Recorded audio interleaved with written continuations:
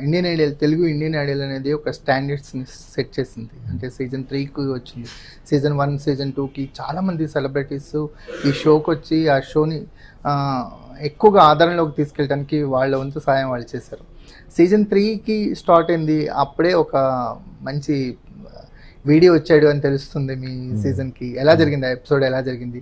ఏదో పెళ్లి గురించి ఏదో మాట్లాడాడంటే తను మాట్లాడలేదు, మేము మాట్లాడాము.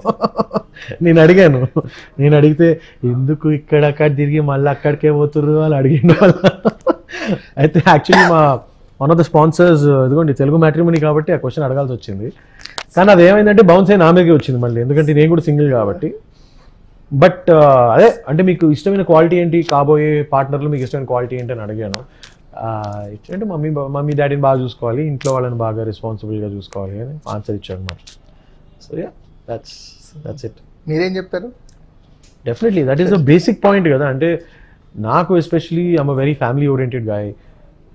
ఎంత పని చేసినా ఎక్కడ చేసినా ఒకేషన్ అనగానే నేను ఎక్కడున్నా ప్రపంచంలో ఎక్కడున్నా కూడా మళ్ళీ అది హౌస్ వార్మింగ్ అయినా ఇంట్లో పెళ్ళి అయినా లేకపోతే ఏదైనా చిన్న ఫంక్షన్ అయినా కూడా I like to be with my family.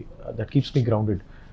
So నాకు వచ్చే పార్ట్నర్ కూడా అవే క్వాలిటీస్ ఉండి నన్ను సపోర్ట్ చేస్తూ నాతో పాటు ఉంటూ నా ఫ్యామిలీని సపోర్ట్ చేస్తూ ప్రేమిస్తూ రెస్పెక్ట్ చేస్తూ ఉండాలనే కోరిక నాది కూడా. సో యా దట్స్ యూనివర్సల్ కోరిక మా సింగిల్స్ అందరికీ, తెలుగు వాళ్ళందరికీ కూడా.